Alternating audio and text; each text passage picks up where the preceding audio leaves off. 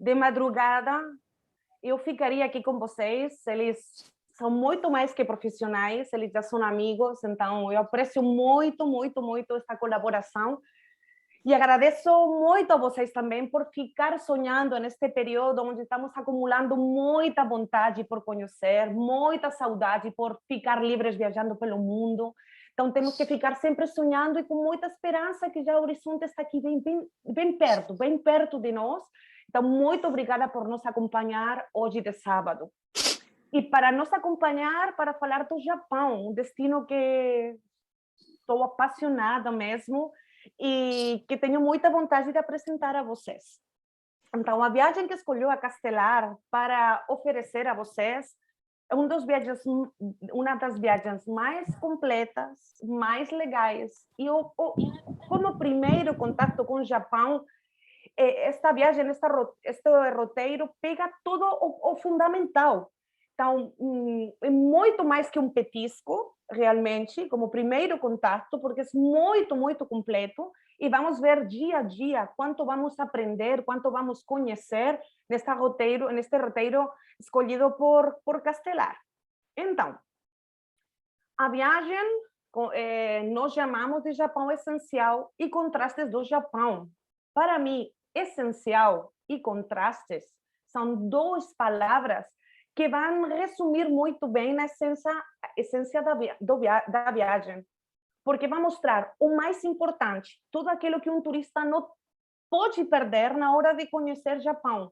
E contraste, porque para mim essa é a essência principal do Japão. É um país que oferece muitos contrastes que vamos viver, que vamos experimentar no início, na chegada mesmo, já vamos experimentar aqueles contrastes que vamos ver agora muito devagar. Então, por falar um bocadinho do Japão, a lenda fala que foram os deuses do Japão, os deuses sintoístas, Izanami e Izanagi, que botando uma lança nas águas do Pacífico, com as gotinhas de água que caíam daquela lança, nasceram as ilhas do Japão. O Japão, família, é um arquipélago. São mais de 6.000 ilhas que compõem um território muito, muito particular. Mas ainda assim, a população principal, a história principal e todos os pontos mais interessantes vão ficar localizados em 4 ilhas principais. Todo este arquipélago que fica no extremo oriente, na frente da China, muito perto do sul da Rússia e na frente mesmo também da Península Coreana, realmente não foi por causa dos deuses que as ilhas nasceram aí no meio do Oceano Pacífico. É uma situação muito mais complicada. Onde fica o arquipélago do Japão é onde 4 placas vão se juntar.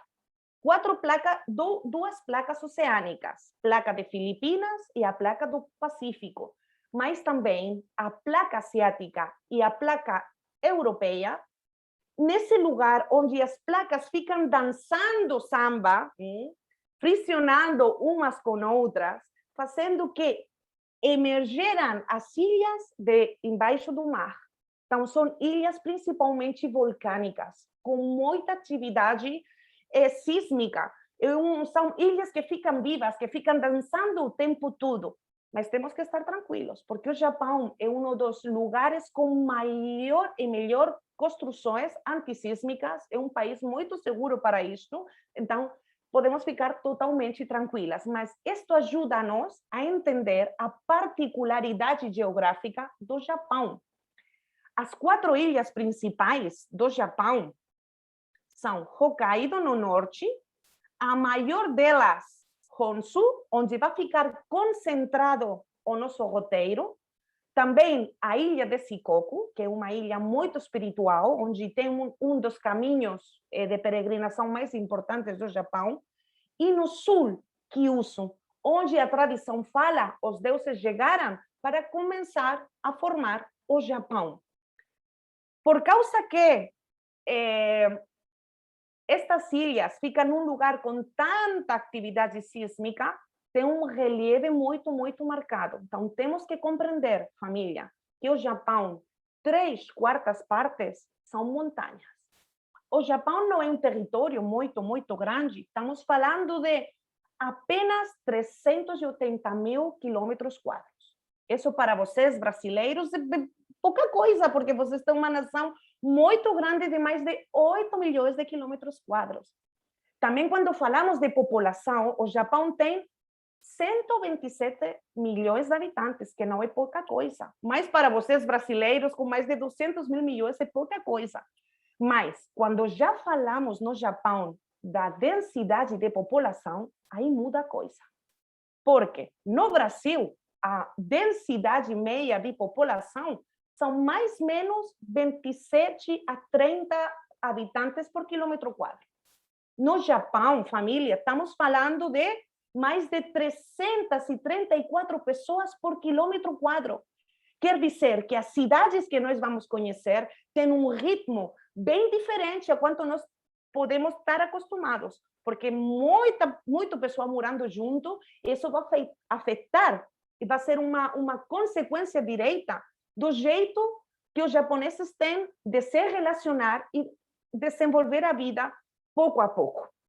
Então, para nós, Japão fica muito longe. Mínimo, vamos ficar viajando de avião umas 20 horas para chegar neste território, mas vale a pena.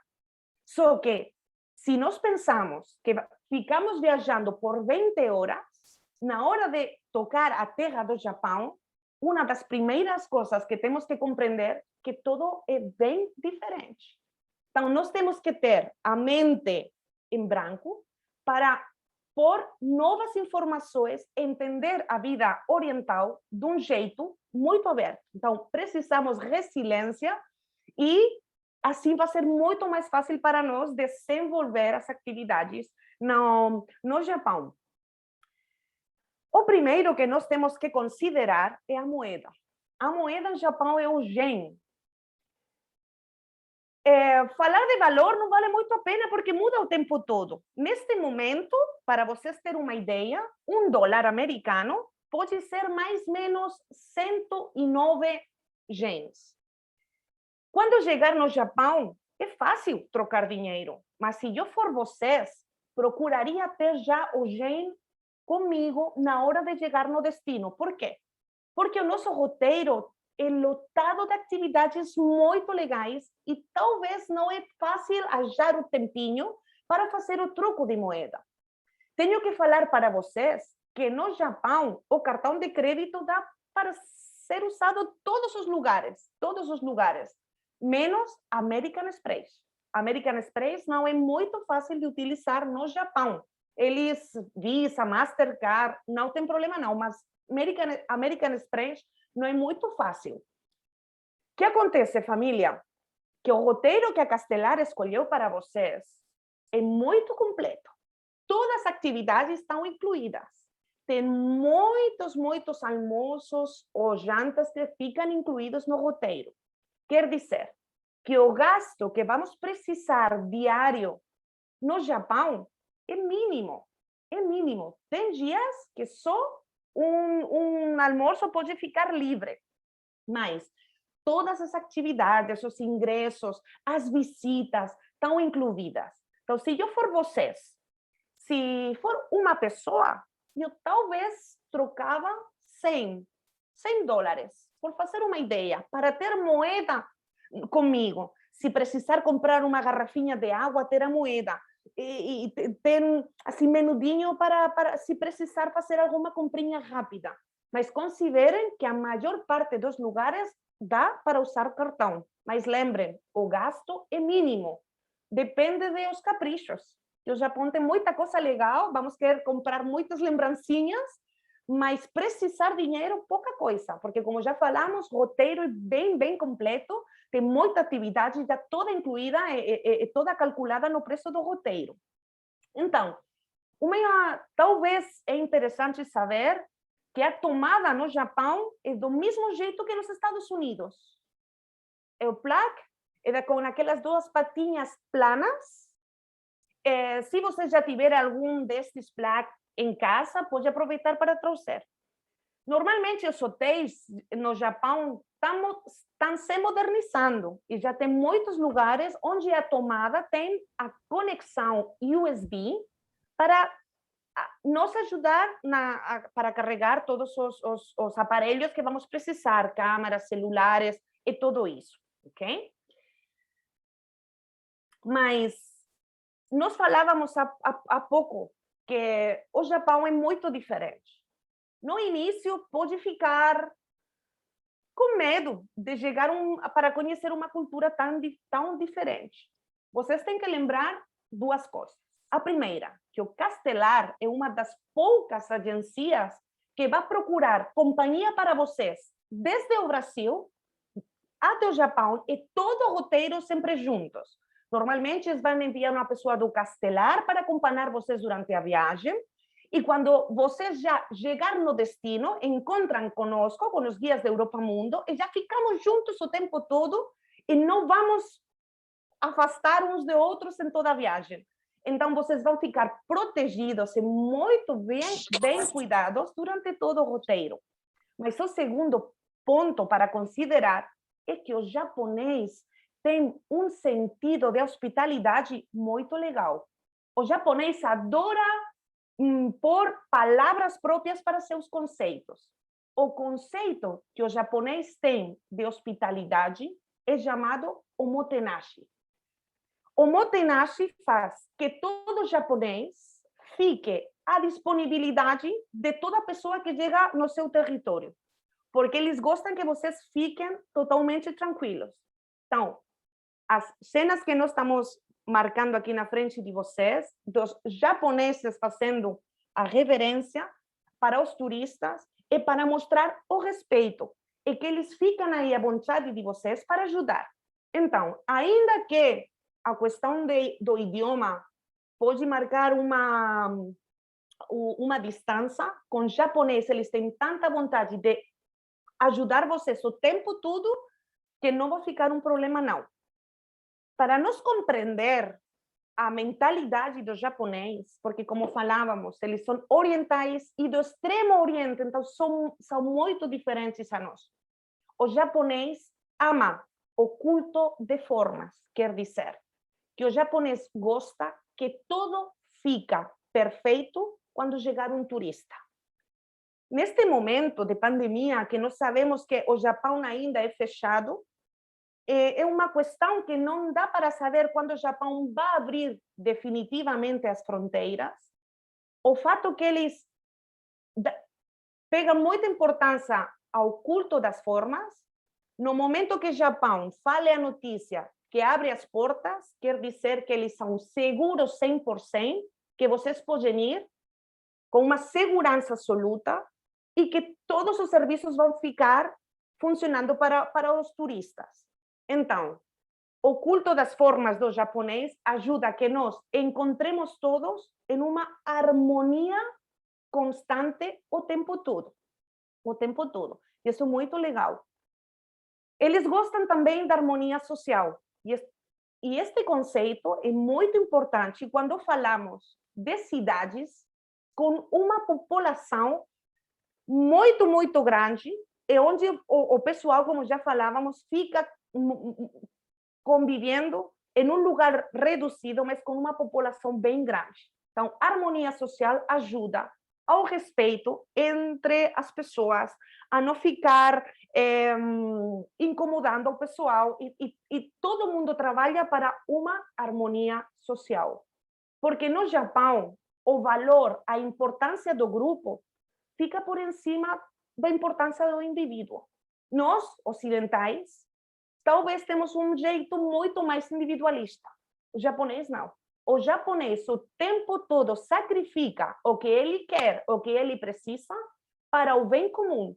E isso a nós, como turistas, na hora de chegar, é muito positivo, porque ajuda sempre a nos sentir cômodos, mas também implica uma responsabilidade. Nós temos que ficar olhando o tempo todo como o japonês se comporta e imitar. O turista sempre tem que imitar para virar o mais japonês possível, né? Então, o valor do grupo é sempre muito, muito importante. A verticalidade social.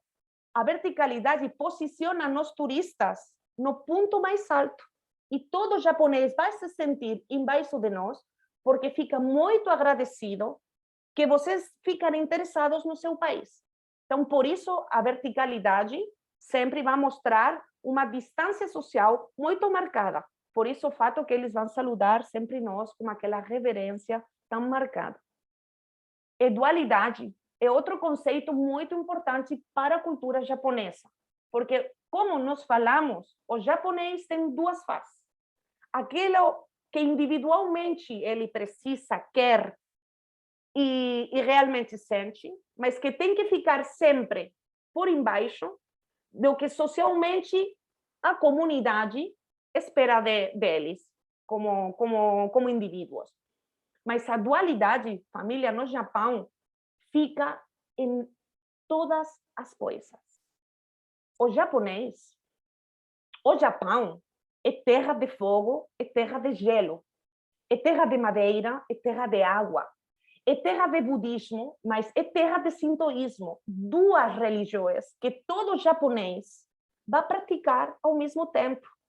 É um país onde a tradição e a modernidade caminham da mão. Todo o Japão, espiritualmente e estruturalmente, é uma dualidade. É isto que nós vamos experimentar o tempo todo durante a viagem.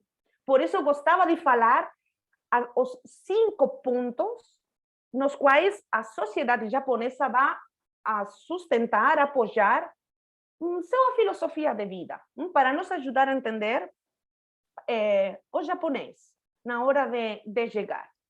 E aqui eu acho que o sorriso perpétuo do japonês para manifestar que é disponível para nós. Esta mistura destas meninas todas lindas com sorriso, mas vestidas de jeito tradicional. É a essência do Japão. Estes contrastes que nós estávamos falando. Vamos começar a falar, família, do roteiro que está guardando por vocês. O roteiro vai começar em Tóquio, principalmente por causa das conexões aéreas. Tóquio tem os principais aeroportos internacionais e para nós é o lugar mais fácil e por volta também econômico para chegar dentro do Japão. O primeiro dia que nós chegamos, que você chega em Tóquio, vamos ficar aguardando por vocês no aeroporto e com certeza tem o traslado incluído até o hotel. Esse primeiro dia, vamos dar algum tempinho para vocês mudar roupas, para se deitar um bocadinho, para se repousar. Mas já rapidinho vamos começar para conhecer a cidade de Tóquio. A primeira experiência de Tóquio vai ser viajar de metrô, com os guias, com a companhia de Castelar, com a viagem de metrô incluído já no roteiro.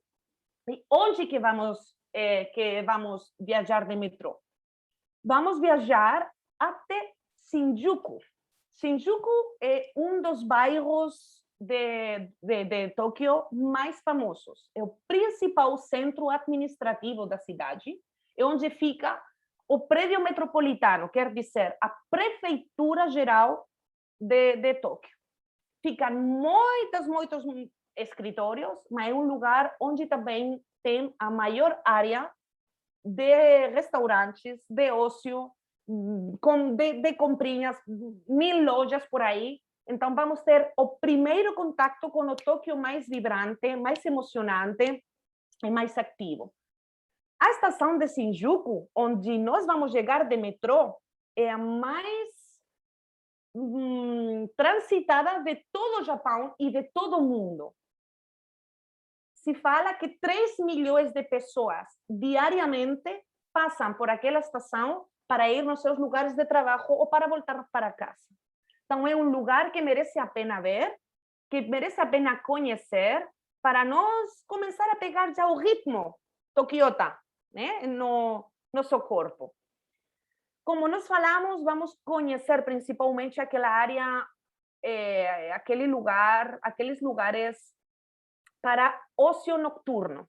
Aqui temos uma foto de Kabukicho, é a área onde ficam os cinemas, as salas de jogos, os pachingos, muitos hotéis, muitos restaurantes, muitas lojas, e onde a gente jovem acude à noite para curtir com os colegas de trabalho. É um lugar que à noite tem muita vida. Muito famoso por aquelas luzes de neon. Ao fundo dá para ver a figura deste personagem muito famoso na história popular, né, de Japão. E é um lugar que vale muito a pena conhecer. Mas, além destas ruas muito grandes, muito lotadas de pessoal, tem lugares, tem algumas áreas deste bairro que merece a pena conhecer. O Moi de Yokocho é um lugar onde ficam mais de 200 barzinhos, onde tomar uma cerveja, onde experimentar o saquê, muito lindas, com aquelas luzes vermelhas, os locais muito discretos, no interior muitos deles decorados com aqueles cartas de filmes muito antigos, dos anos 60, dos anos 80, que tanto gostam os japoneses. Mesma coisa acontece em Golden Gate. Golden Gate é uma área onde dá para ver muitos homens que depois do trabalho vão todos juntos para curtir, para tomar uma cerveja e já desfrutar do final do dia. Então, vamos caminhar por todos estes lugares de contraste, grandes avenidas, ruas mais estreitas, com um ambiente muito legal e muito ótimo para a noite. Vamos aproveitar um destes locais para ter nossa janta de bem-vinda, fazer a primeira refrigeração incluída. Durante o roteiro pelo Japão, vamos ter a oportunidade de experimentar muitos sabores. É uma experiência culinária que eu acho muito legal. Nós já falamos que o Japão é um território que fica com muita população, que é muito povoado, mas que tem muita montanha. Quer dizer que as áreas para cultivo e produção de alimentos é muito reduzida. Então, já o conceito gastronômico é bem diferente. Vocês dificilmente vão ver caminhando pela rua um japonês gordo. Não. A alimentação japonesa é muito equilibrada, muita pouca graça, eles não vão usar azeite, eles vão comer muitas pequenas quantidades de muitos produtos para fazer de cada refrigeração um conceito muito completo, muito nutritivo. Então, cada dia, cada janta, cada almoço que nós vamos ter incluído é sempre diferente e sempre considerando a comida típica japonesa, porque faz parte da experiência. A primeira noite, nós vamos experimentar shabu-shabu. O japonês gosta muito da onomatopeia, né? De escutar o som da natureza, o som da comida. E o japonês fala que quando o prato de shabu-shabu é água quente, onde nós vamos botar verduras e a carne, e na hora de nós colocar na água quente os alimentos, vai emitir um som. Então, por isso, os japoneses falam deste prato shabu-shabu, que é um prato que fala, né? Então, vamos ter a oportunidade de experimentar shabu-shabu. A primeira das experiências culinárias dentro do Japão, mas não a última. Estou segura que vai curtir, vai gostar. No Japão, família, é muito importante considerar que o japonês dificilmente vai pôr na mesa a faca, o colher, o garfo. Eles vão usar sempre os pauzinhos japoneses. Se vocês tiverem dificuldade, tem jeito sempre de pedir uma faca, um garfo para vocês comer muito mais comodamente. Mas eu, pessoalmente, gosto de levar desses pequenininhos estuches com faca, colher e garfo já, levar na minha bolsa e não ficar procurando em cada restaurante os instrumentos para comer, tá? Mas vocês têm que saber que tem possibilidade de pedir em todos os restaurantes, mas aprender a técnica do pauzinho é também interessante e faz parte também da experiência. Então, nosso primeiro contato com o Japão, com Tóquio, é um passeio de metrô para conhecer aquele bairro muito dinâmico, cheio de luzes, de som, de cheiros, e a experiência da nossa primeira janta de shabu-shabu em Tóquio. De aí, família, sempre com o guia, sempre com o pessoal do Castelar, voltamos pelo hotel para descansar, porque o dia seguinte vamos ter um dia muito completo na cidade de Tóquio. Vamos fazer uma visita que dura mais ou menos 5 horas e vamos conhecer muitos lugares muito diferentes, porque como já falamos, Tóquio é uma síntese de toda esta mistura, desta dualidade própria do Japão. Por isso vamos conhecer lugares tradicionais, mas lugares também muito, muito famosos, muito dinâmicos e muito modernos. Na foto que nós marcamos aqui, nesta apresentação, é o cruzamento de Shibuya. É um dos cruzamentos onde mais quantidade de pessoal fica pulando na mesma hora. É toda uma experiência ver quando a sinal da rua muda da cor e permite aos peatões caminhar, como cientos de pessoas, mais de 100 pessoas, na mesma hora vão de um lado para outro de um modo muito, muito organizado.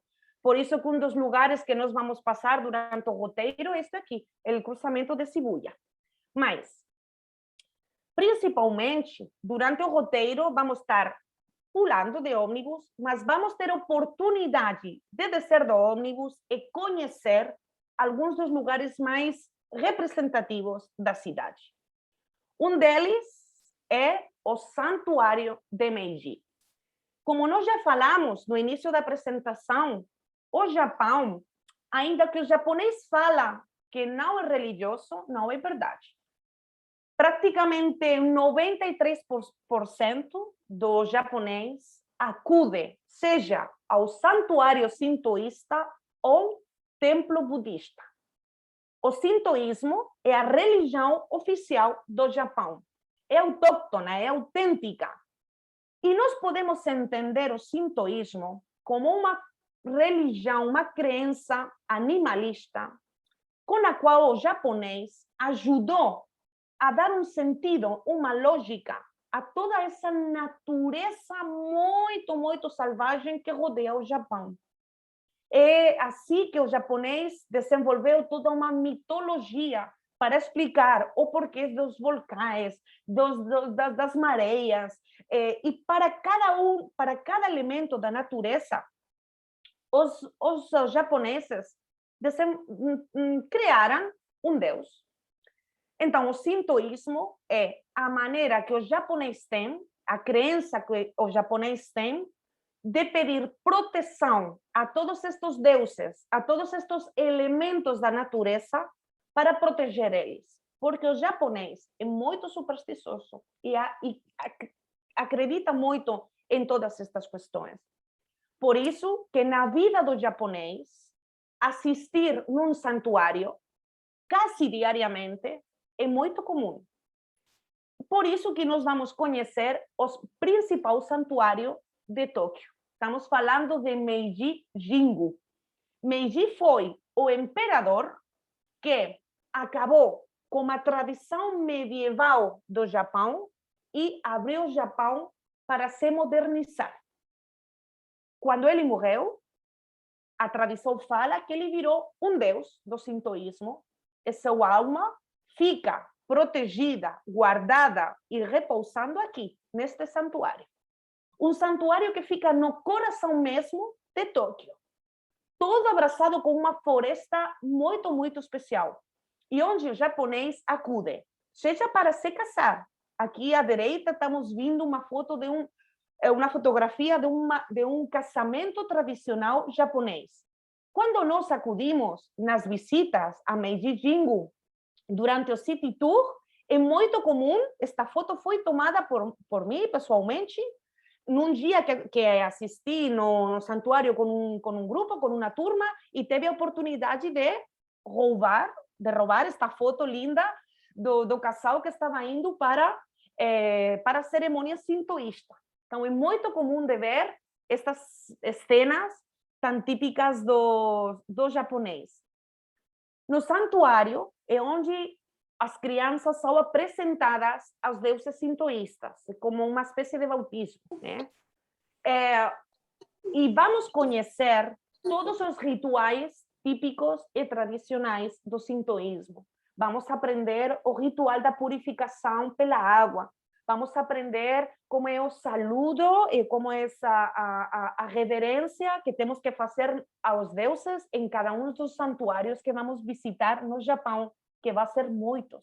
Então, família, é o primeiro contato com a religião e a cultura sintoísta numa cidade moderna, frenética como Tóquio, onde vemos que o pessoal, além de ficar trabalhando o dia inteiro, tem sempre tempo para acudir no santuário, pedir proteção e para rezar. É um lugar que é muito interessante para a primeira visita no Japão. Vemos aqui outra cena de um matrimônio no santuário Meiji. E, uma vez que já temos conhecido o santuário Meiji, voltaremos no ônibus e, circulando, vamos conhecer Akihabara, o lugar mais famoso pela cultura otaku, aqueles que ficam apaixonados dos videojogos, do anime, do manga, onde todos os negócios oferecem este tipo de produtos e onde também é muito comum ver os maid café. Os maid café, onde as meninas vestidas como típicos personagens dos mangas oferecem doces, cafés, um lugar muito simpático para conhecer, muito particular, muito friki, poderia falar, que faz parte desta cultura popular japonesa tão viva, tão comum e tão estendida, del manga, anime e todas estas questões. Então, aqui, Akihabara, também vamos passar com o nosso ônibus. E vamos passar para chegar num templo budista. Tóquio foi capital do Japão por quase 400 anos.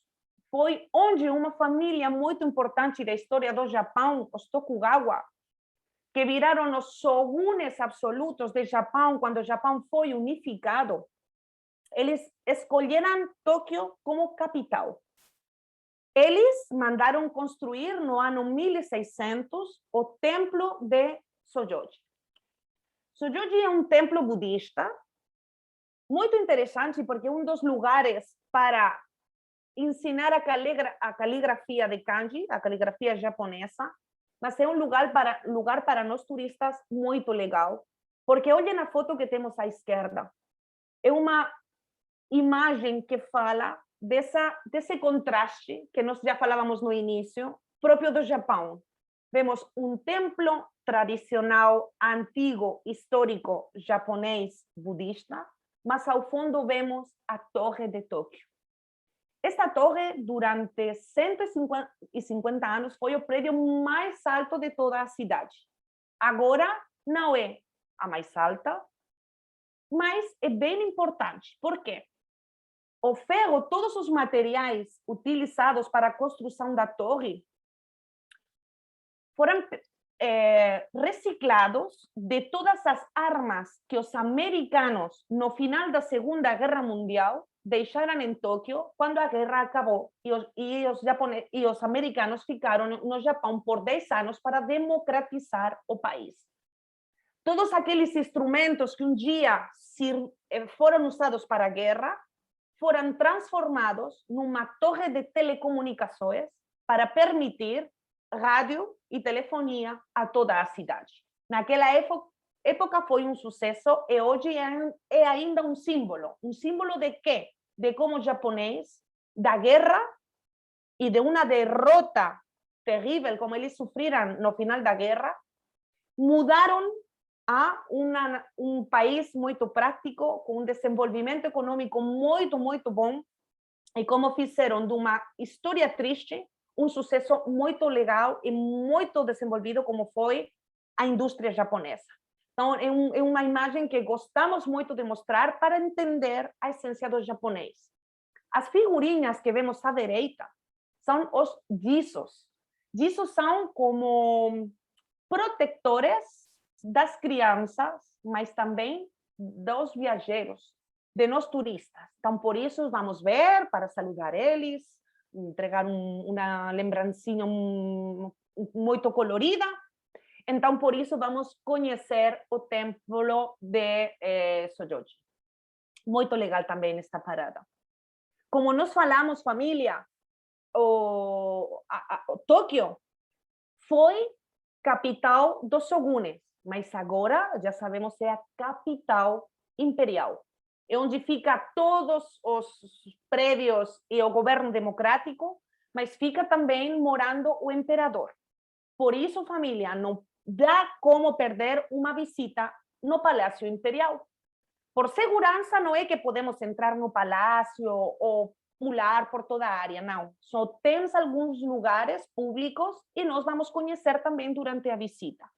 Para bater uma foto da ponte, esta ponte com o palácio ao fundo, onde mora ainda hoje o imperador. Então, por isso, vamos chegar também no jardim do Palácio Imperial de Tóquio e conhecer o Nihonbashi, ver o ingresso principal do palácio e saludar, ainda que seja à distância, o imperador. Durante o roteiro pela cidade, vamos conhecer também Asakusa. Asakusa é um bairro muito legal. Há muito tempo que tinha um porto muito importante para a cidade. E dentro de Asakusa, nós vamos visitar o templo de Sensoji.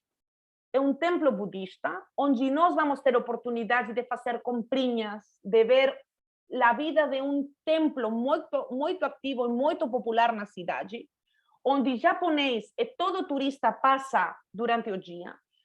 Tem jeito de tomar alguma bebida, de experimentar algum produto, algum doce típico japonês, de fazer alguma comprinha, além de ver um templo muito ativo, onde o pessoal acude muitos dias na semana, porque oferece também muito ócio e um lugar muito legal, muito legal.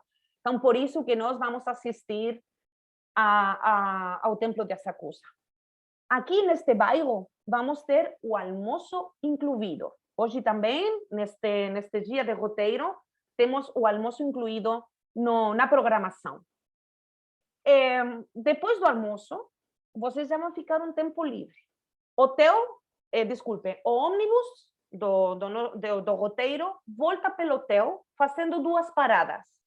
Na área de Ginza, que é uma área de lojas muito chique, onde vocês podem passear, comprar, simplesmente conhecer arquitetura moderna muito legal, mas também oferece a vocês a oportunidade de chegar pertinho da estação do metrô, onde vocês podem tomar transporte para chegar na ilha de Odaiba, um lugar interessante para passar a tarde livre que vocês vão ter, para conhecer mais algum bairro muito legal da cidade de Tóquio.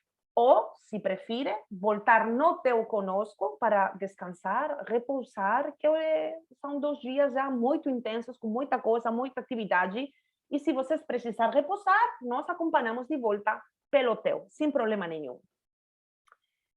A janta deste segundo dia fica por conta de vocês, é livre.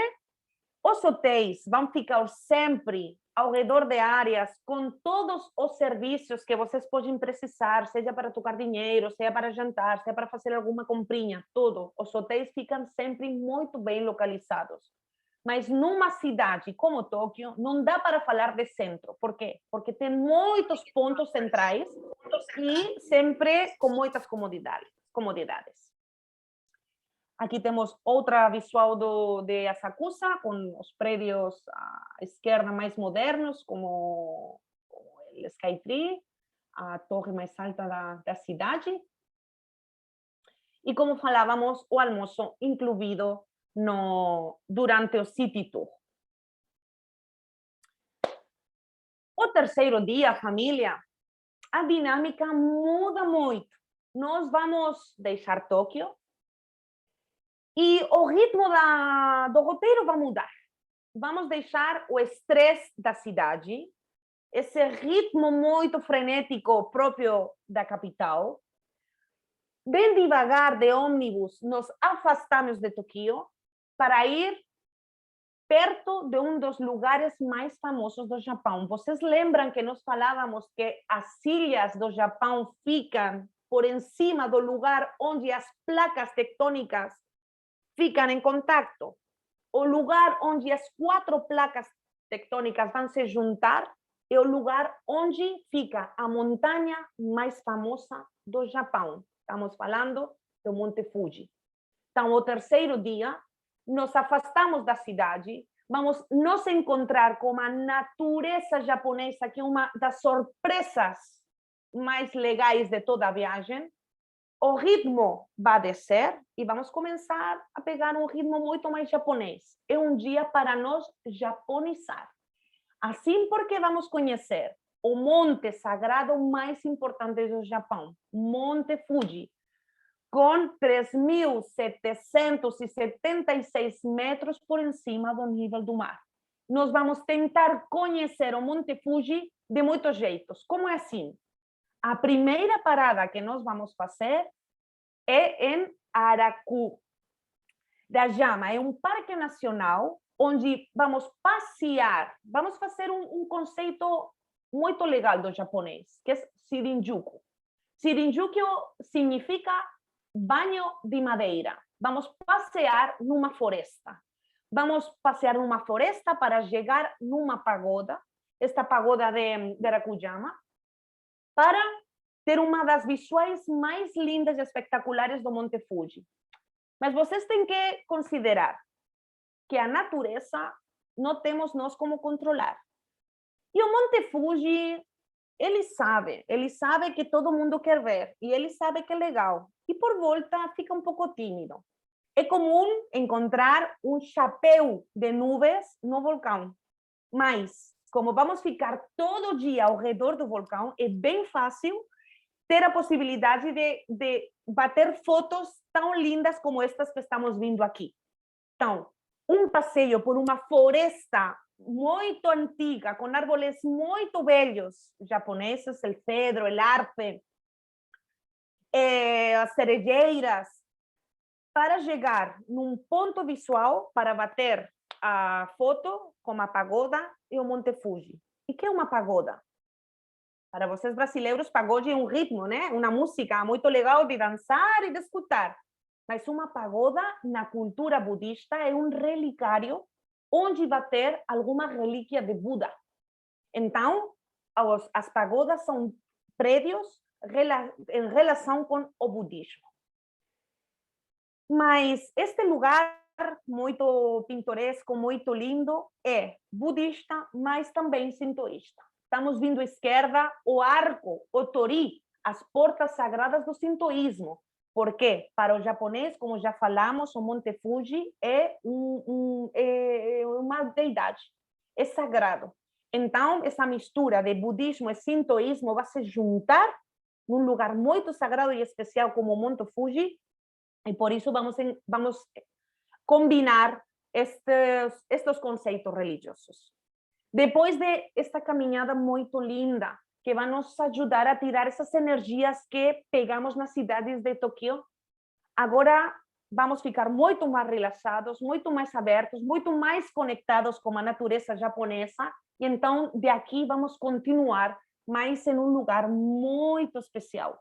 Estamos falando de outro santuário, o santuário nos pés do Monte Fuji, onde fala a tradição que os peregrinos que chegavam ao Fuji para pedir proteção passavam antes de sair na montanha para rezar, para pedir proteção a todos os deuses, e este lugar no meio da floresta, aos pés do Monte Fuji, é muito lindo, um santuário onde a natureza é a protagonista principal, e além que tem muita similitude com os santuários que nós vamos conhecer em Tóquio, aqui é diferente, porque a energia é bem diferente, vamos ter conceitos muito mais tradicionais, porque fica num entorno muito mais histórico e muito mais tradicional.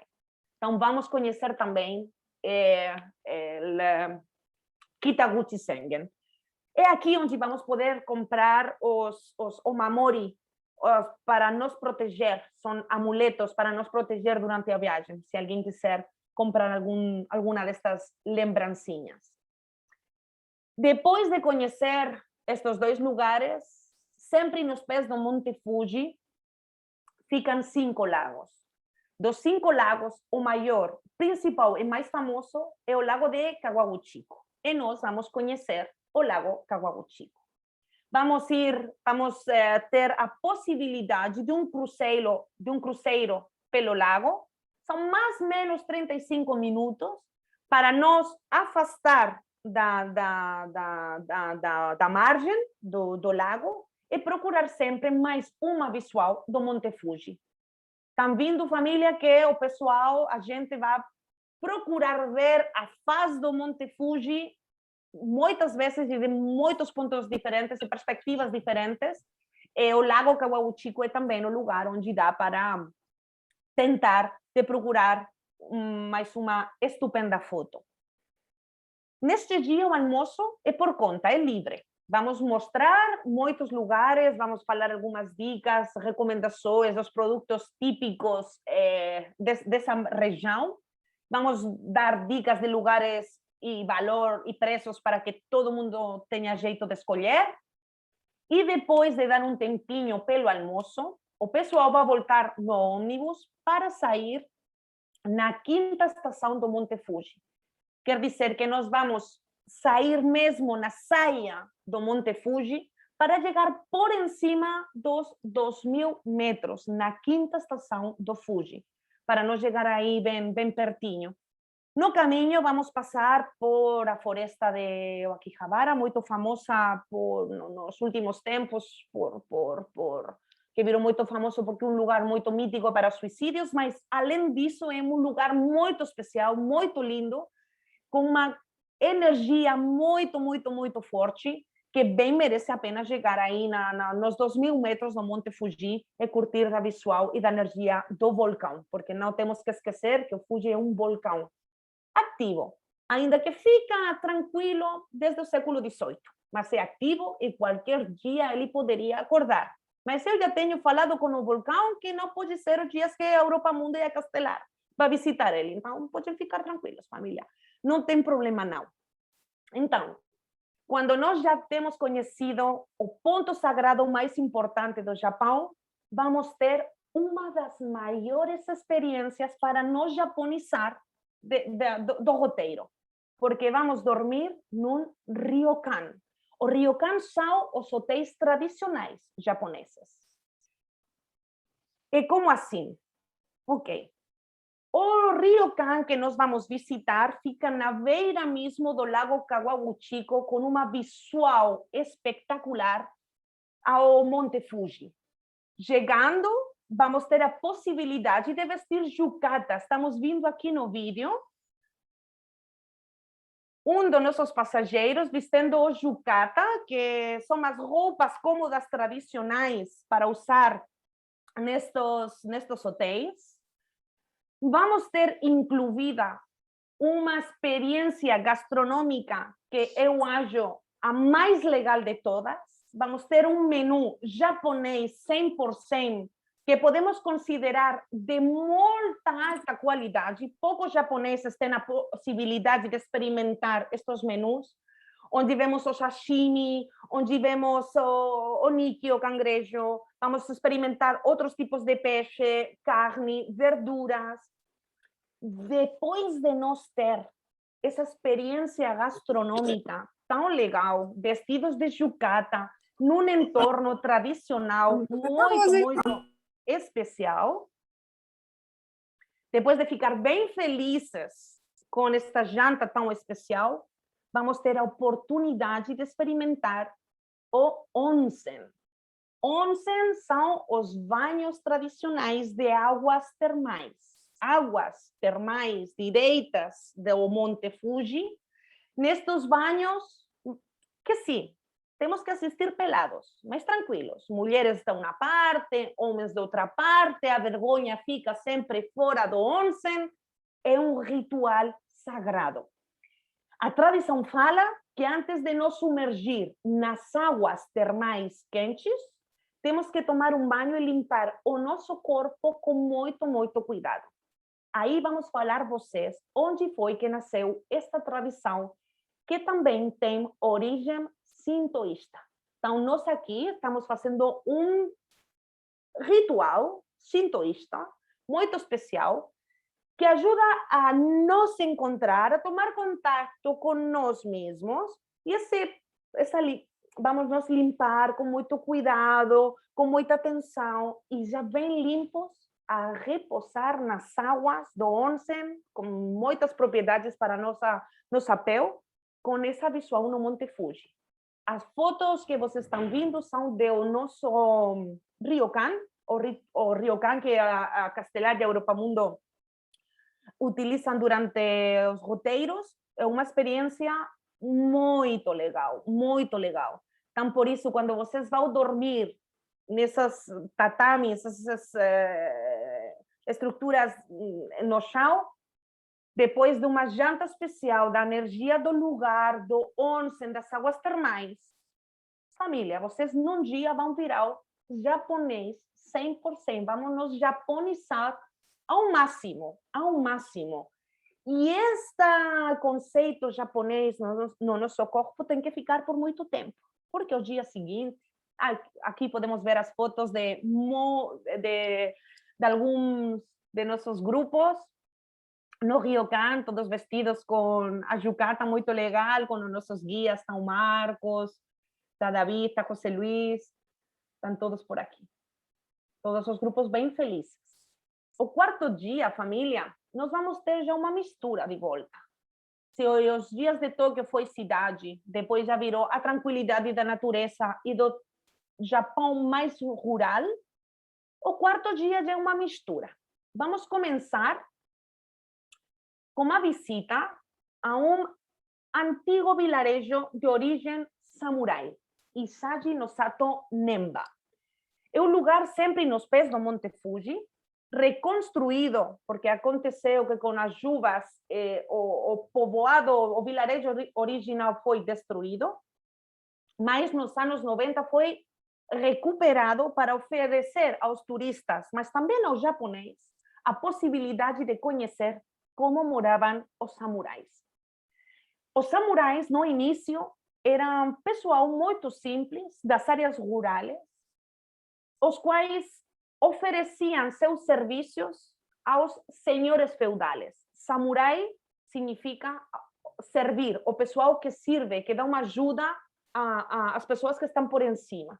Então, vamos ver essas estruturas, casas de madeira, com os telhados de palha, um entorno natural muito lindo.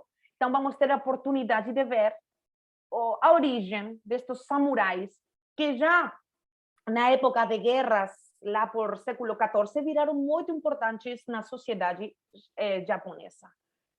Então, é aqui que, neste ponto, vamos ter oportunidade de vestir como samurais, de vestir como geishas. Muito engraçado, muito legal. E continuamos, então, com nossa alma japonesa nestes dias, né? Uma experiência muito, muito legal e muito linda. Depois de conhecer o vilarejo samurai, vamos viajar até as cataratas de Shiraito, onde as águas de Monte Fuji, porque o Monte Fuji durante o inverno fica coberto, vestido com as neves. Quando chegar a primavera, as águas vão ir pelos rios, pelos lagos, como o Lago Kawaguchiko, mas também vai filtrar na terra para criar estas cataratas espectaculares que vamos ter a oportunidade de conhecer. Normal, evidentemente, durante a primavera é o período mais espetacular, mas quando chegar outono, as chuvas vão ajudar a que o caudal das cataratas seja muito interessante, as cores vão mudando em cada uma das estações do ano. É um ponto que é muito lindo, que eu gosto muito, a verdade, gosto muito, as cataratas de Shiraito. De aqui, depois de uma viagem de mais ou menos 3 horas, vamos viajar até Nagoya, uma grande capital no Japão, para conhecer o Museu Toyota. Toyota foi uma das empresas que ajudou a que a economia do Japão melhorasse depois da guerra. Então, para o japonês, toda a indústria do automóvel é muito importante. E a Toyota é a reina das companhias, a reina das empresas que desenvolveram atividade automobilística no Japão. Por isso que vamos ter oportunidade de conhecer a história de Toyota, conhecendo os primeiros carros que eles produziram até os mais modernos, uma viagem pela história do automóvel Toyota. Eu acho interessante e muito legal para conhecer e ver e começar a compreender como foi essa mudança das tradições e de um Japão feudal fechado a um Japão muito mais moderno. Muito mais moderno. Então, depois de nos conhecer o Museu Toyota, vamos viajar até Kyoto, a que foi capital imperial do Japão por mais de 1000 anos, e durante este dia não vamos ter nem almoço, nem jantar incluído, mas durante o roteiro vamos fazer paradas para nós conseguir fazer a janta, a janta será por conta em Kyoto, o almoço será por conta durante a viagem, mais tranquilos, porque vamos ficar ajudando vocês o tempo todo. A chegada a Kyoto é já por hora mais ou menos de janta dormir, chegamos direitinhos no hotel, e no quinto dia nós ficamos mais um dia completo em Kyoto, em uma das programações mais completas para conhecer Kyoto, e também vamos fazer uma visita praticamente todo dia. De manhã, para conhecer Kyoto, vamos chegar na parte mais alta de Kyoto para conhecer a famosa floresta de bambu e outro templo budista muito importante em Kyoto. A visita deste templo para nós é muito legal e muito interessante porque oferece a oportunidade de conhecer ou visitar o primeiro jardim japonês de nosso roteiro. Vamos conhecer um jardim japonês Zen, quer dizer, é um jardim que faz parte de um templo e cuja estrutura ajuda a elevar o espírito e ajuda a meditação e contemplação da natureza. Então, um lugar onde a natureza é protagonista, nós vamos conhecer e passear neste jardim para chegar na floresta de bambu. O japonês aqui temos a visual, como dentro do templo, ganha a visual por cima deste jardim, e como ajuda, como falávamos, a ficar muito relaxados, muito tranquilos, com a visual para o lago, que nós vamos falar depois do significado do jardim, a importância da água dentro do jardim. Mas como nós falamos, o passeio neste jardim é para chegar na floresta de bambu. O japonês fala que o som do vento entre as folhas e o bambu é um dos sons mais lindos que tem a natureza. Então, por isso, a experiência de caminhar no meio desta floresta espetacular, com o som das folhas, do vento, muito tranquilo, tão lindo, é uma das experiências que nós estamos obrigados a oferecer para vocês, porque é muito legal, muito relaxante, e uma dessas coisas que tem que fazer quando vem para o Japão. Aqui temos uma das florestas mais famosas de todo o Japão, de bambu. E o bambu é um material que vocês vão ficar em contato com ele durante a viagem ao Japão o tempo todo. É um material muito comum e muito importante para a construção, muito flexível, então é muito utilizado, é muito versátil. E vamos falar também da importância que tem este material durante o nosso passeio. Então, uma experiência muito, muito linda. Então, quer dizer que de manhã começamos a nossa visita de Kyoto muito relaxados, contato com a natureza, para depois já continuar conhecendo esta histórica cidade. Como já falamos, Kyoto foi capital imperial do Japão por mais de 1000 anos. Quer dizer que aqui moravam os imperadores e ao redor da cidade imperial tem muitos prédios religiosos, como não.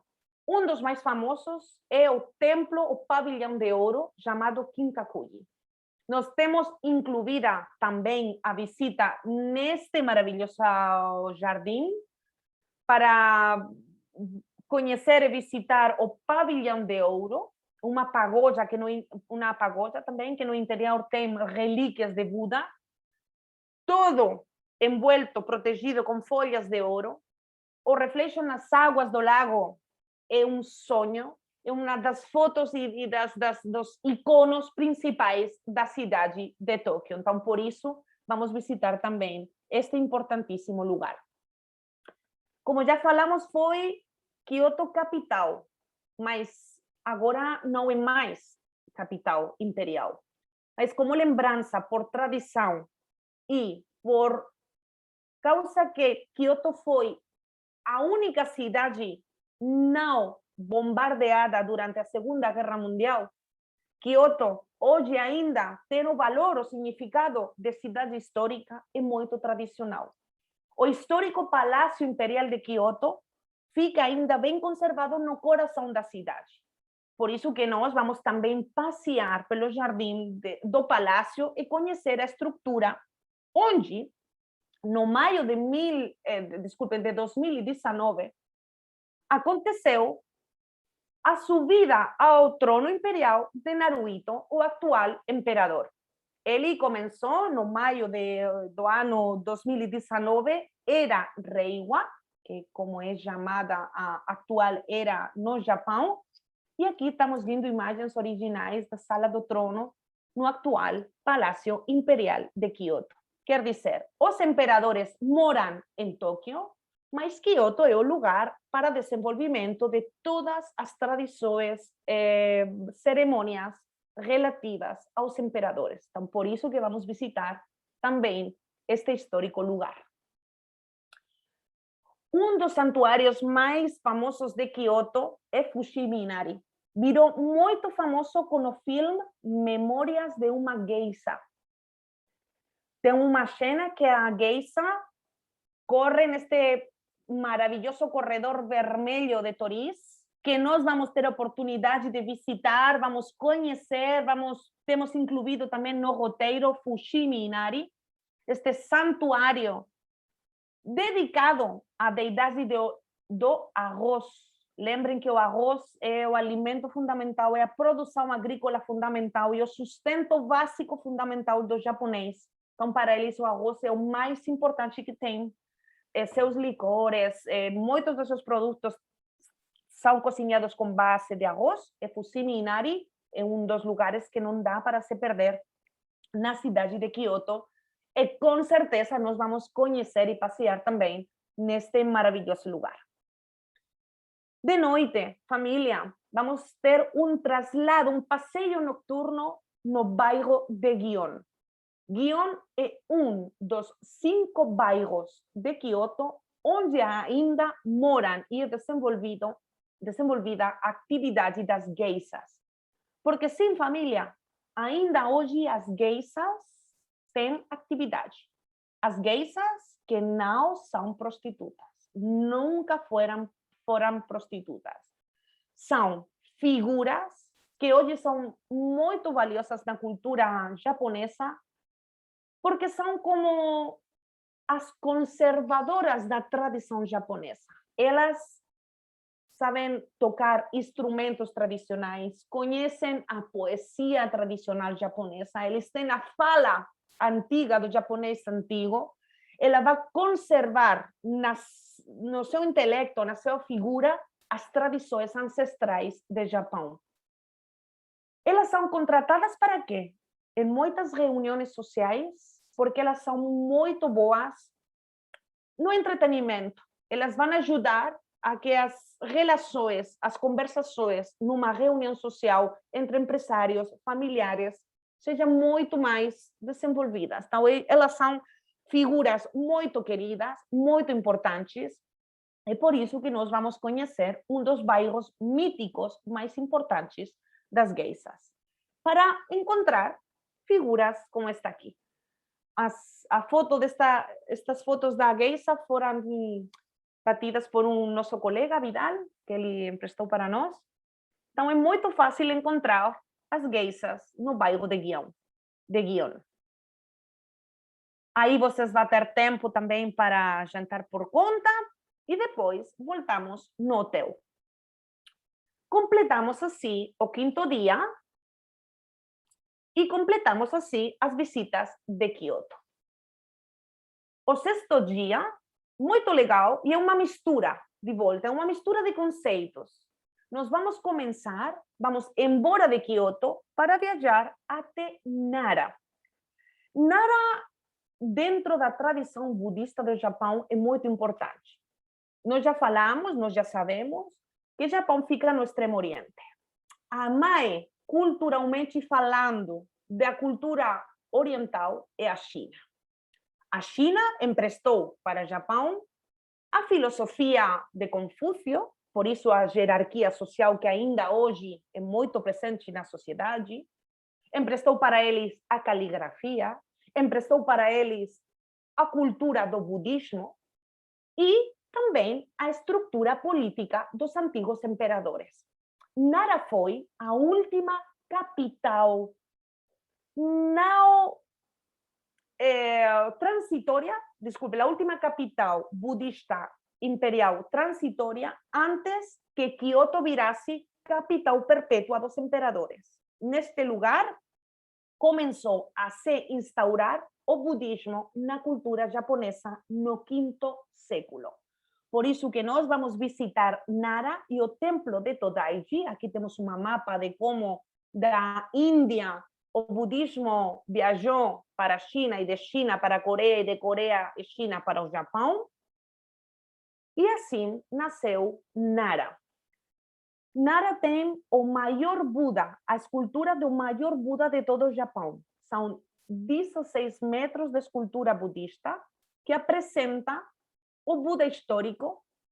Mas se olhamos à direita, na parte superior, a figura deste Buda histórico, dá para ver que atrás dele tem esta estrutura de color ouro, que tem como se for raios de sol saindo da mesma estrutura.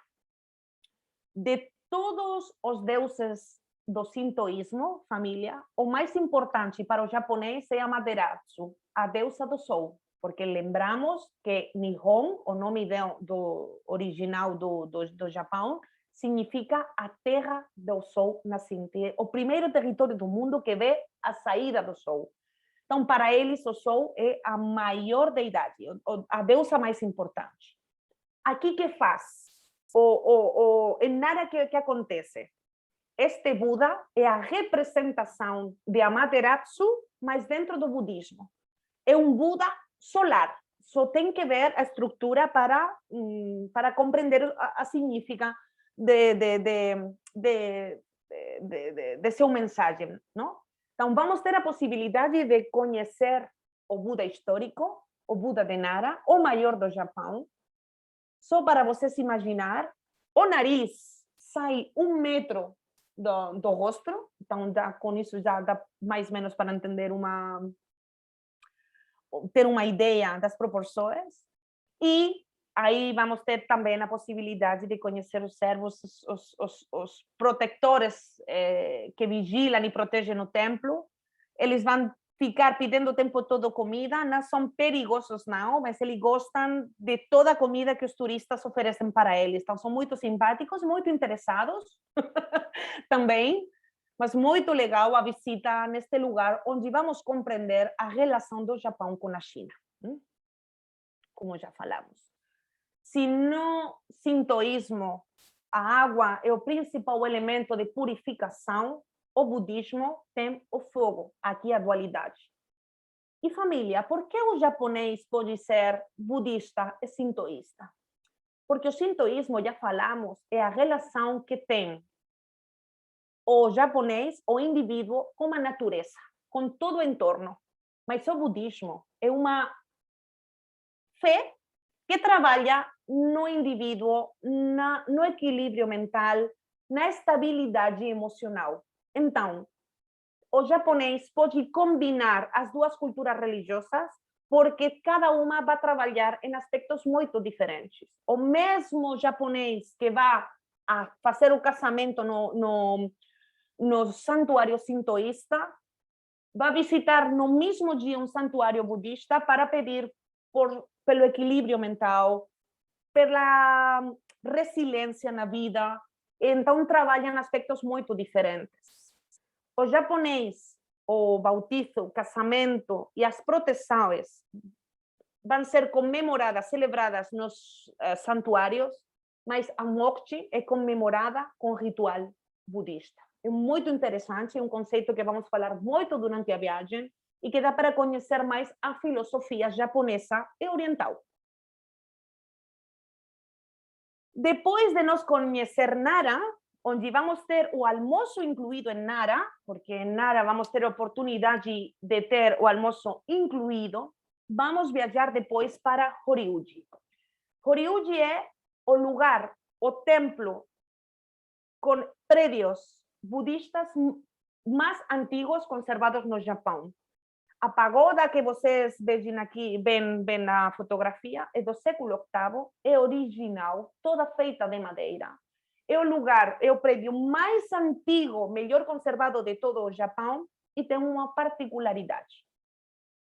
Essa pagoda sobreviveu fogo, mas também os temblores, os movimentos sísmicos, porque foi construída com um conhecimento arquitetônico antissísmico e estamos falando já do século VIII.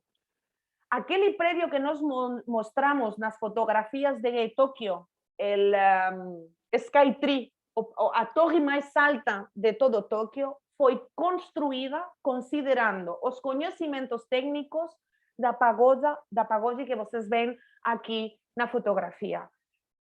Lá no lugar vamos mostrar as peculiaridades, qual é o segredo da pagoda. É um lugar, como falamos, muito interessante pela significa as aportações arquitetônicas às cidades mais antigas. Depois de visitar este templo budista, vamos chegar em Osaka. Osaka é uma cidade que eu gosto demais. Poderia falar que é a minha preferida de todos. É uma cidade onde os arquitetos mais importantes do mundo, japoneses, europeus, americanos, têm construído ao menos um prédio. Todo o currículo de um grande arquiteto tem que passar por ter um prédio na cidade de Osaka. Uma cidade que tem várias autopistas elevadas, umas por cima de outras. Foi uma das cidades históricas portuárias mais importantes da história do Japão. E nós vamos chegar aí, e chegando, vamos ter um traslado incluído ao bairro de Dotonbori. Dotonbori são canais que historicamente transportavam as mercadorias até o porto principal de Osaka, onde tem muitos lugares também para curtir, para comprar, para curtir de uma cerveja e principalmente para experimentar a cozinha japonesa. Por isso que Osaka, vocês têm a janta livre, porque vamos a mostrar, a falar para vocês todas as oportunidades que tem de experimentar os produtos japoneses que não é fácil encontrar nos menus, nos restaurantes. Para experimentar o taiyaki, aquele peixe de massa que no interior tem uma geleia de feijão muito boa, muito rica. O ramen, prato tradicional da cozinha japonesa. O takoyaki, essas bolinhas feitas de polvo, cozinhadas na rua, muito deliciosas. Na parte superior à direita, sou eu abraçando um gyoza, porque eu amo gyoza, sempre como gyoza o dia inteiro, então sou eu mostrando minha paixão pelos gyozas. É o lugar onde experimentar o fugu, o peixe globo, o okonomiyaki, a pizza japonesa, o kani, que é o cangrejo gigante, ou a carne de Kobe, vocês já conhecem essa terneira muito famosa de carne muito exclusiva, que eu acho que vocês no Brasil têm carne muito melhor do que o Kobe. Mas o que acontece? Que no Japão tem muita pouca muita pouca produção de carne de res. Então, a pouca produção de carne é de muita boa qualidade. A res come pasto natural, mora em umas áreas muito tranquilas, e então, por isso, a qualidade. É famosa dentro do Japão, mas vocês brasileiros têm carne que eu adoro. Então, para vocês, vale a pena experimentar, mas vale a pena experimentar nos postos da rua, onde a qualidade é muito boa, mas o valor é bem mais econômico do que num restaurante. Porque vocês, para a qualidade de carne, têm no Brasil. Com todo respeito para a carne de Kobe, mas vocês brasileiros têm carne muito boa.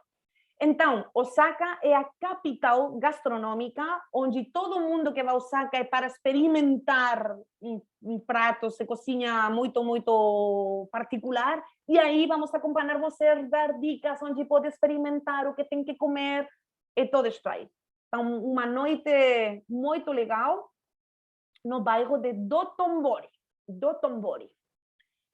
No 7º dia, família, vamos ir embora de Osaka para viajar e começar a falar ainda mais profundamente da história do samurai. Porque nós vamos visitar o castelo de Himeji.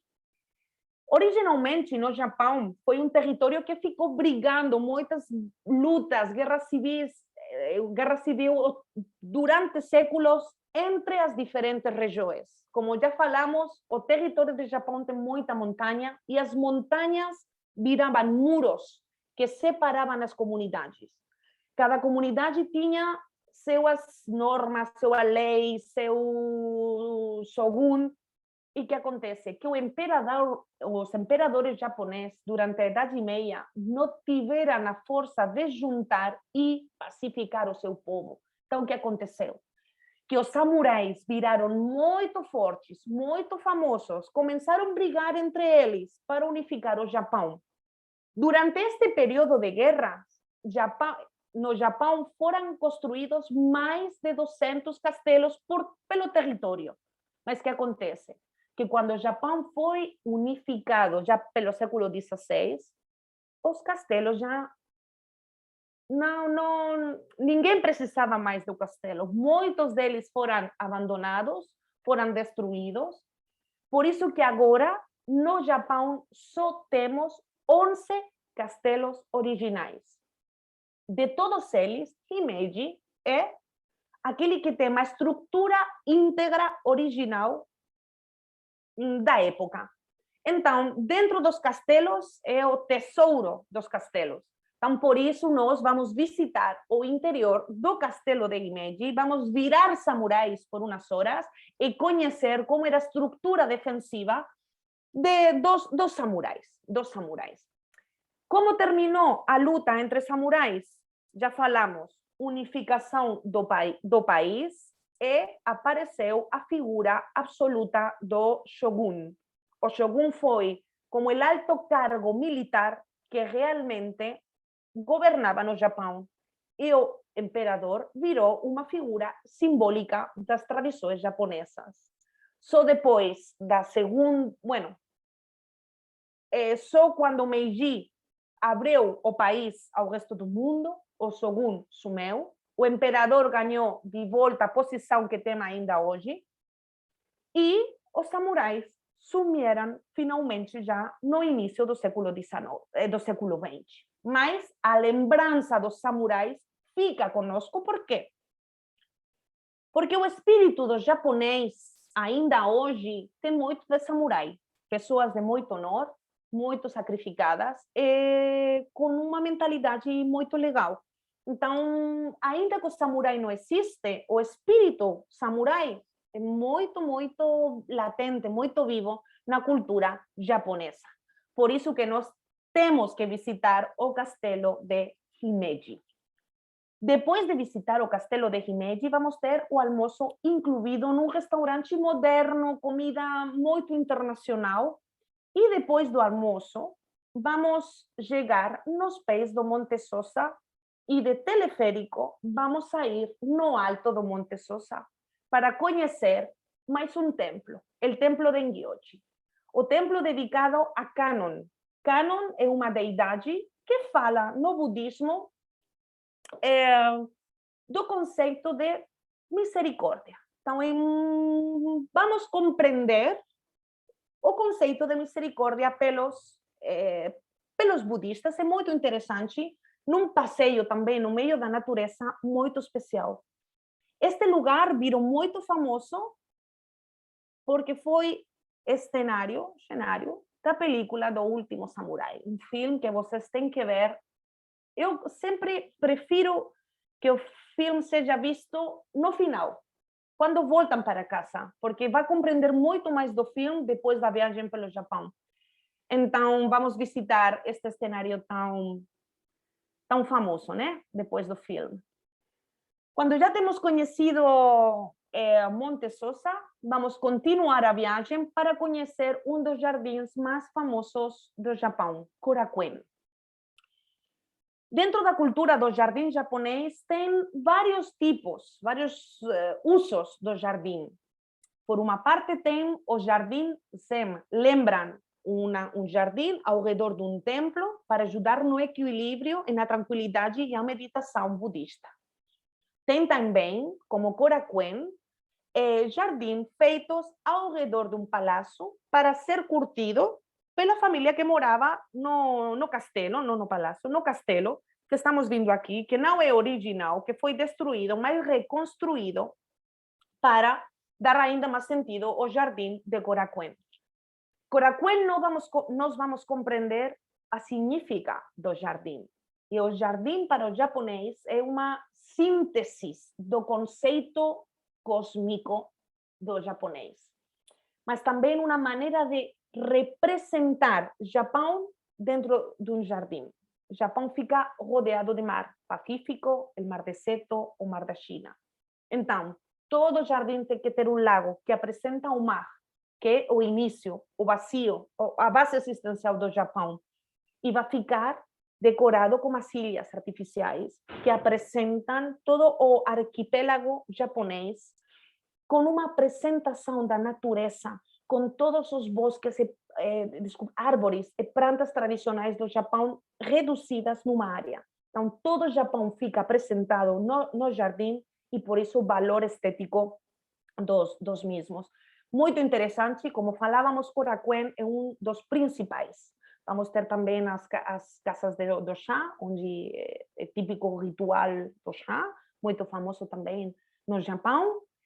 Nós vamos conhecer Korakuen. Não pode faltar uma visita a um jardim deste jeito numa viagem por Japão. Aqui nós vamos terminar o dia, mais uma visual do jardim.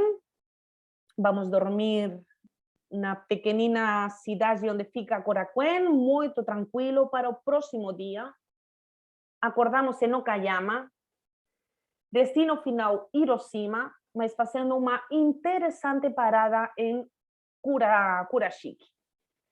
Kurashiki é uma cidade que, na origem, dedicava a atividade econômica e comercial na produção de tintura para tecidos, o anil principalmente. Inicialmente era uma comunidade que produzia o arroz, mas quando chegaram os britânicos, os ingleses, já no final do século XIX, fizeram que toda a comunidade virasse uma indústria textil na produção de tintura do anil. Então, ainda podemos ver as casas dos antigos comerciantes japoneses e britânicos. É um lugar que ainda conserva o ambiente de uma época, um canal onde na origem era transportadas as tinturas, o arroz até o porto mais perto. É um lugar muito tranquilo que bem vale a pena conhecer neste roteiro de hoje, que, como nós falamos, tem como destino final Hiroshima. Quando nós chegamos em Hiroshima, antes de ir a conhecer o centro da cidade, antes de ir conhecer o memorial da bomba atômica, o primeiro que nós vamos fazer é chegar num porto pequenininho, tomar um ferry boat para chegar na ilha de Miyajima.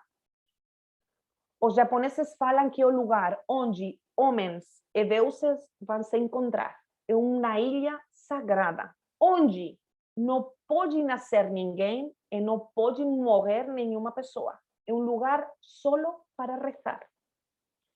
É um lugar muito especial e vamos conhecer Itsukushima, que é o santuário principal, muito famoso porque tem aquele torii espetacular no meio das águas, também protegido pelos servos, onde, além de conhecer o lugar, vamos ter a oportunidade de experimentar as ostras produzidas e cultivadas aí na Baía de Hiroshima. Uma experiência muito linda para depois continuar, finalmente, no coração de Hiroshima.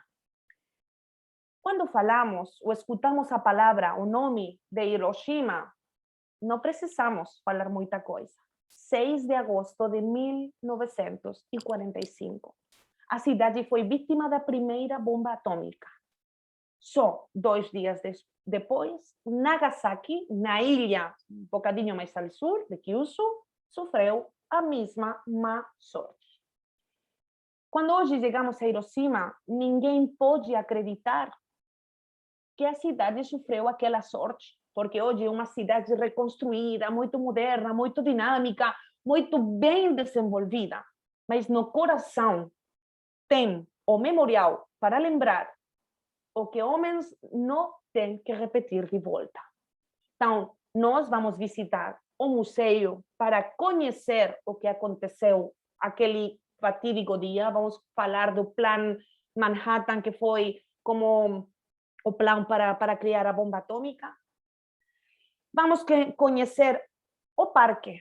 Ao fundo vemos o único prédio, foi o epicentro, o coração de onde aconteceu aquela explosão. Ao fundo, o Domi, aquele prédio que ainda lembra como foi destruída a cidade. Um lugar para uma reflexão, mas para lembrar o tempo todo. É uma visita que eu acho muito importante. E para reconhecer também como o Japão teve uma sorte de derrota no final da guerra, mas ainda assim conseguiu se levantar e virar uma nação muito, muito importante.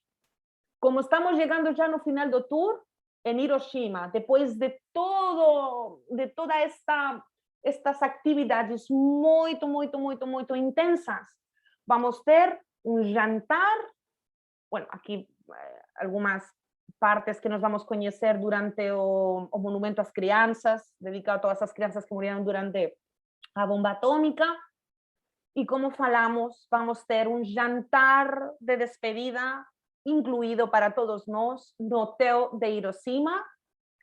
Aqui temos uma moça que apresentou um prato muito lindo para nós na nossa janta em Hiroshima. E última janta, última ceia, todos juntos, porque o dia seguinte já vamos ter um avião para voltar no Brasil, porque toda experiência tem que ter um fim para depois já voltar para casa, que ao final é a essência de toda a viagem, sair para voltar. E como ven, a Castelar oferece para vocês uma viagem muito completa de experiências, de atividades, de acompanhamento, que eu acho que vocês vão adorar, adorar. E até aqui, as informações da viagem. Desculpem pelo meu português, que fica um pouco olvidado depois deste tempo que ficamos todos paralisados, mas espero ter completado essas informações que vocês gostariam de conhecer durante o tempo e durante a viagem no Brasil. Muito prazer, família. Muito obrigado, Patrícia. Deixa eu ver se meu microfone está ligado. Muito obrigado mesmo, assim, foi algo sensacional. Parabéns. A gente conseguiu realmente viajar e ter a sensação de estar no Japão. Eu tenho certeza que nossos clientes estão ansiosos para que chegue esse dia. É fascinante. E eu até já comentei com alguns amigos e clientes que o Japão foi a viagem que eu mais me impressionei na vida. Você se impressiona desde o momento que você chega no aeroporto, com a cultura, com as pessoas, com a tecnologia, você não cansa de se surpreender o tempo inteiro. Ainda mais para nós que somos brasileiros e temos um contraste tão grande. Eu vou passar algumas informações aqui importantes, não vou me alongar porque já são mais de meio-dia e não quero atrapalhar o sábado de vocês, mas sou muito grato por terem ficado até agora. E para as pessoas que ainda vão nos assistir, já que ficou gravado. A viagem, ela ficou para o período de 16 de abril de 2022 a 25 de abril de 2022. Só que a gente sai do Brasil no dia 14, porque tem um fuso horário com a diferença de 12 horas. O nosso voo, ele ficou reservado pela Lufthansa. O voo sai de São Paulo, dia 14, às 18h15. Ele faz uma conexão em Frankfurt, e de Frankfurt ele segue para Tóquio. E ele sai no dia 26, de Hiroshima, passa também em Tóquio, porque não tem voo direto de Hiroshima para a Europa ou para o Brasil, passa em Tóquio, faz uma conexão em Tóquio, uma em Frankfurt e retorna para São Paulo. A gente sempre, em viagens assim longas, eu faço uma reunião um pouco antes da viagem, alguns 2 ou 3 meses antes, e eu ofereço a possibilidade da gente fazer um stopover na conexão, ou seja, em Frankfurt, dormir uma noite lá, para que a gente chegue no destino mais descansados. Ou, às vezes, a depender do horário de chegada, a gente também pode acrescentar um dia extra em Tóquio. Dia extra para a pessoa realmente descansar, ficar no hotel e conseguir iniciar de forma bem alegre a viagem, bem descansada. Também uma coisa bem bacana, que aqui a gerente comercial da Europa está aqui para retificar essas informações, é a flexibilidade e segurança que vocês têm ao fechar esse pacote. Para vocês terem uma ideia, nós temos uma excursão para o Canadá, que deveria ter sido realizada em 2020, bem quando começou a pandemia, e nós já conseguimos remarcar a excursão 2 vezes e ninguém pagou 1 centavo de diferença. Então, essa é a segurança em você comprar um pacote, uma excursão por uma agência e uma operadora confiável, consolidada no mercado. Então, a gente tem essa garantia. Hoje o Japão está fechado, né? A gente não conseguiria entrar no Japão, mas com o avanço da vacinação, existe uma real previsão para que até o final do ano as fronteiras reabram. Só que a gente aprendeu na pandemia de se planejar, de fazer tudo com muita segurança. Por isso que eu deixo isso claro para vocês. É preciso de visto de turista para entrar no Japão, mas isso vocês não precisam se preocupar, porque a Castelar, em parceria com a Schutz, resolve tudo isso para vocês. No consulado de Recife, vocês não precisam viajar para Recife para tirar o visto, como acontece com o visto americano. É a gente que vai organizar toda a documentação, toda a papelada, vai até Recife e tira esse visto para vocês, bem tranquilo. O valor do pacote, acho que vocês já receberam, se alguém não tiver esse catálogo de excursões nossas, que tem não apenas a do Japão, mas tem da Turquia, Egito, Canadá, Dubai, Paris e Londres, me peçam, mas eu acredito que todos tenham. O valor do pacote hoje, ele está em R$ 16.886, toda a parte terrestre. Eu também deixo claro que é um pacote conforto. Seria muito fácil a gente oferecer um pacote mais barato, de 12, 11 mil reais, só que a gente faz questão que seja um pacote completo. Vocês estão em outro país, do outro lado do mundo, cultura oriental, não falam e não dominam o idioma japonês. Então, a gente coloca um pacote que não existe opcionais. Então, na verdade, você já está antecipando despesas, já está pagando essa despesa aí de forma bem parcelada. Todos os ingressos, programação manhã, tarde e noite.